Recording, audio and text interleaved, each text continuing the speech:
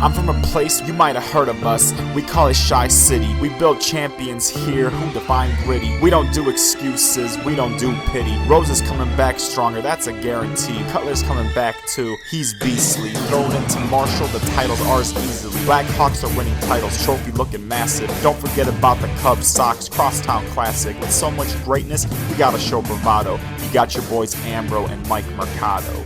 I hope everybody had a beautiful weekend. It's a beautiful June 4th, 2012, and what a sports weekend it has been. And of course, if you follow us, since we're on everything in the universe, on Facebook, Twitter, YouTube, hell, we're even on MySpace. You can find us at mmercado2333 if you want to get on Twitter, or for anything else, it's MikeMercado2333.com. And probably the biggest things that came out of this weekend were the White Sox continued their hot ways, the Cubs continued their struggles, and of course the NBA playoffs, like I anticipated, have been awesome. In both series, you're seeing both home teams hold court to keep home court advantage, and you're just seeing why some of these players are the absolute best the world has to offer. But first, we're going to keep a little bit in the hometown and about the White Sox and just their hotbeds. First of all, if anybody who listens to the Chicago Beats on WICB, please, would somebody let me know why the White Sox wear 1972 throwbacks? They're cool, don't get me wrong, I think they're really cool, but what's with the red? Why they would have done that? Because in 1972, you were still the White Sox. I mean, it's not like the Red Sox were not a team that nobody knew about. I don't get it. So please, mmercado2333 on Twitter or on Facebook /MikeMercado2333.com. I really need to know because it's been confusing me for a long time now. And then the Cubs continue on their struggles. And the one thing that I've noticed about the Chicago Cubs this season, and I'm trying to stay positive as much as I can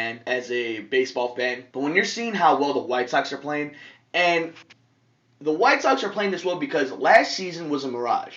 That wasn't the real White Sox team. Adam Dunn had a career low, and not just a career low, an all-time low for any major profile baseball player. They weren't healthy last year, and you're seeing them this year. What happens when you have a solid pitching rotation, you're getting timely hitting, and everybody's healthy. On the north side, there's talent on this lineup. There's talent in the minors, but there's just no big bopper in the middle, and you knew that was going to happen this season, but to see it just unfold the way it has, and to see that the team is pretty competitive for the most part in most games. They're one of the best teams the 7th inning on in scoring runs. Problem is, though, they're also one of the worst teams in allowing the most runs because their bullpen is shaky at best, and their pitching rotation can only take them so far. When Starlin Castro is your best power hitter, you have problems. David DeJesus has probably been the most consistent power hitter on this team. You have problems. It's like I've been saying for a long time here on the Chicago Beat and WICB Chicago. It might get worse before it gets better. Because you still got a little while before Anthony Rizzo comes up. You still got a little while before Jackson comes up. There is the supplemental draft today. The Cubs are picking number 6. So it should be interesting. This is where the team is starting to rebuild itself. Now we're going to start seeing what decisions are going to go. And it's going to be all pitching. I mean, they're going to go best available, in my opinion, and for what it sounds like the first round. But after that, it sounds like it's just going to be all pitching. So right now, it's nice to be a White Sox fan. The weather's nice. Your team is playing good baseball. Detroit's still struggling. Cleveland's tailing off. It's there for the picking. Just got to tread water and keep going. You're listening to WICB with Mike Mercado. A city that has diehards who know when their teams are bad and know when their teams are good. And yet every single day they go to the stadium. And that's the beat. NBA playoffs this past weekend. You're seeing why Rajon Rondo is a top 3 point guard in this league. I mean, just last night alone, 15 points, 15 assists. 30 points were scored because of Rajon Rondo. Of course, the stat of the day that Mothership, Dan Patrick, Colin Cowherd, anybody who has a microphone, including me now, 0 for 10 in game-winning shots for the Miami Heat since that team has been together these past 2 years. That's crazy. To have the 2 of the best 5 players in the league and then 3 of the best 10 players in the league, and you're 0 for 10 in game-winning moments with a minute left. And then in the Western Conference, between the true big 3 in the NBA, between Harden, Durant, and Westbrook, who struggled in Game 4 and yet still won. Got huge games from Ibaka, and of course Kevin Durant. Tony Parker, you haven't seen him in the last 2 games. They found a way to neutralize him. You're starting to see the wear and tear on what happens when the other guys aren't hitting their shots, which San Antonio has a lot of. They're almost mirror images of the Bulls. They have a lot of other guys, when they're hitting their shots, they look unbeatable. But when you take their best player, in their case Tony Parker, in our case Derrick Rose, you're seeing the flaws in this team. But this is what the problem with the NBA is. People are so quick to overreact. And in a lot of sports, people overreact. Of course, we see it all the time on a winning streak, losing streak. But not like the NBA. Not like the NBA do we think from overnight a team is just destined to fail.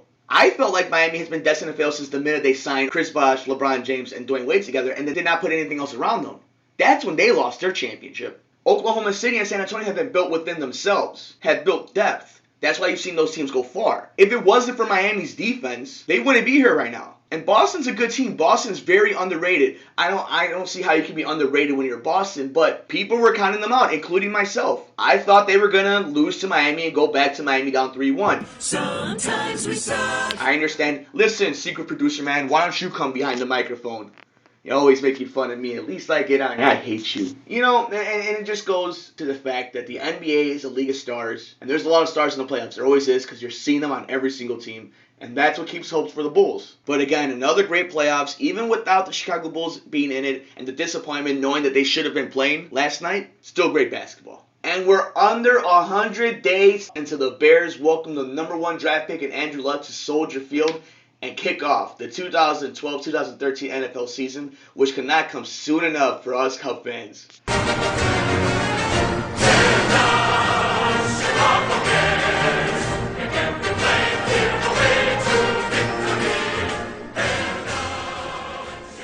Don't forget, you could tweet the show, follow the show, comment us, watch us, replay us, do whatever you want. We're everywhere in the universe at mmercado2333.com or at mikemercado2333.com. Yeah, we're changing formats, so please give us suggestions. What do you like to hear? What don't you like to hear? We want to hear it all. This is your show, The Chicago Beat, the voice of Chicago. For everybody here at WICB and The Chicago Beat, thank you again for listening. We'll see you tomorrow, only on WICB.